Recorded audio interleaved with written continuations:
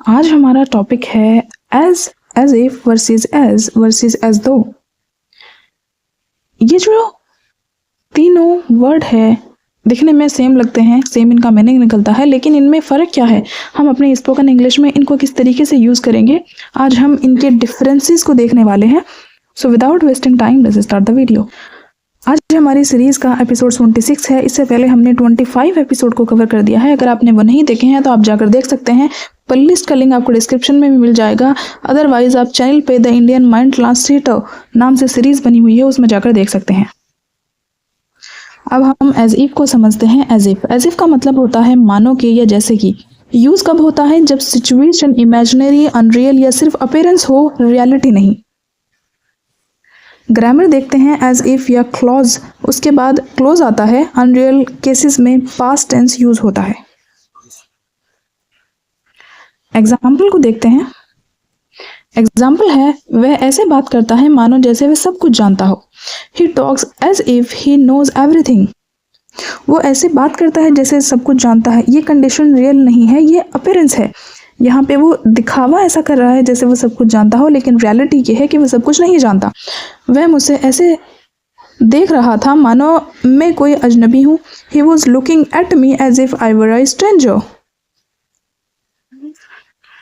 सो इस तरह के केसेस में आप एज इफ का यूज करेंगे। और सेंटेंस देखते हैं। वह ऐसे हंस रही थी मानो कोई परेशानी ही ना हो। She was laughing as if there were no problem. जैसे कि हमने कहा था कि अनरियल केसेस में पास्ट टेंस यूज होता है और यहाँ पर हमने इसका यूज किया है। वह ऐसे आदेश देता है मानो वह बॉस हो। He gives order as if he were the boss. वह ऐसे भाग रहा था मानो किसी ने पीछा किया हो। He was running as if someone were chasing him. वह ऐसे बोल रहा है मानो उसे सब पता हो। He is speaking as if he knows everything. अब हम एज दो को समझते हैं। एज दो मानो कि या जैसे कि के मीनिंग के लिए यूज होता है। इसका मीनिंग एज इफ जैसा ही होता है। यूज कब होता है और डिफरेंसेस क्या है ये देखते हैं। ये राइटिंग और स्टोरी टेलिंग या फॉर्मल इंग्लिश के लिए यूज होता है। सेंटेंस देखते हैं।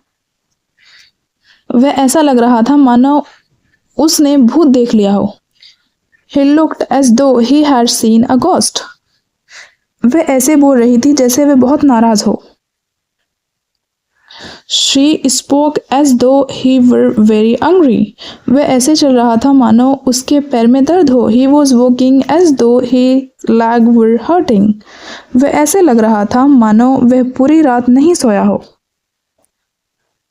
He looked as though he had not slept all night.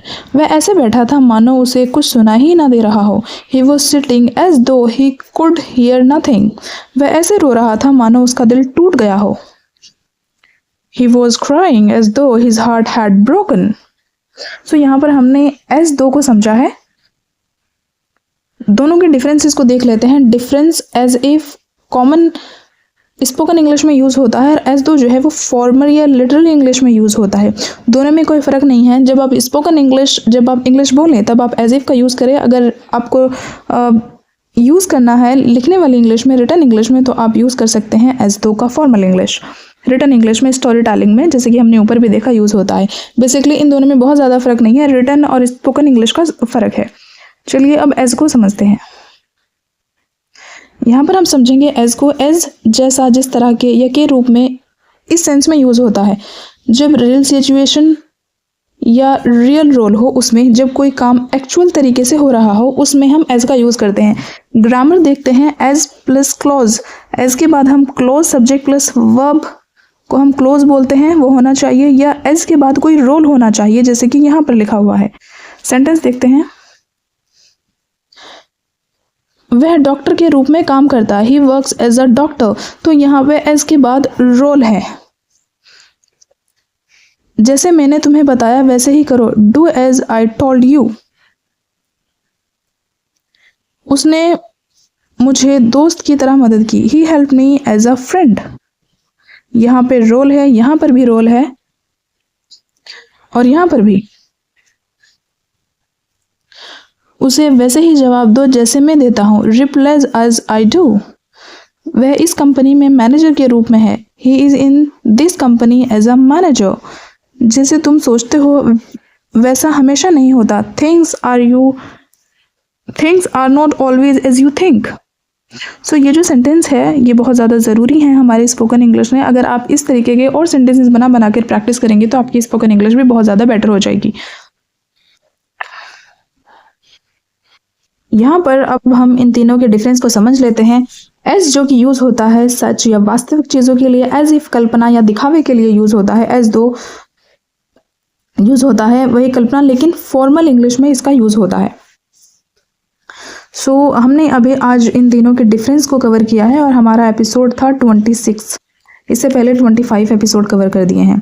For your information आपको बता दूं, the Indian mind translator must use English के नाम से सीरीज चल रही है, जिसका आज हमने 26 एपिसोड कवर कर दिए हैं। अगर इससे पहले के एपिसोड आपने नहीं देखे हैं तो आप प्लेलिस्ट में जाकर देख सकते हैं। द इंडियन माइंड ट्रांसलेटर के नाम से बनी हुई है। ये एक बहुत ही इंपॉर्टेंट सीरीज़ है जो हम स्पोकन इंग्लिश के पॉइंट ऑफ व्यू को ध्यान में रखते हुए हमने इसको शुरू किया है। आप कमेंट सेक्शन में ज़रूर बताएं कि आपको ये सीरीज़ कैसी लग रही है। हम जो बेसिक डिफरेंसेस कवर कर रहे हैं जो कि अक्सर कन्फ्यूज़न क्रिएट करते हैं स्पोकन इंग्लिश में भी और रिटन इंग्लिश में भी, हम उन चीज़ों को कवर कर रहे हैं। अगर आपका कोई डाउट है या आप चाहते हैं कि हम किसी एक पर्टिकुलर टॉपिक पर या किसी कन्फ्यूजिंग टॉपिक पर वीडियो बनाएं तो आप बता सकते हैं कमेंट सेक्शन में। हम इस सीरीज़ में जो स्पोकन इंग्लिश हमारे जो ज़रूरी है स्पोकन इंग्लिश, जो ग्रामर स्पोकन इंग्लिश में ज़रूरी है, और जो कुछ ऐसे सेंटेंसेस होते हैं स्पोकन इंग्लिश के जो ग्रामर पर नहीं होते, इडियम्स फ्रेजेस होते हैं जो हम स्पोकन इंग्लिश में यूज़ कर रहे हैं, हम वो सारी ही चीज़ें इस सीरीज़ में कवर करेंगे। So please be a part of this series and tell me in the comment box if you have any doubt और if you have any topic, so write down in the comment box. We will make a video on that topic. If you like this video, do share and subscribe. मिलते हैं next video में। Till then take care.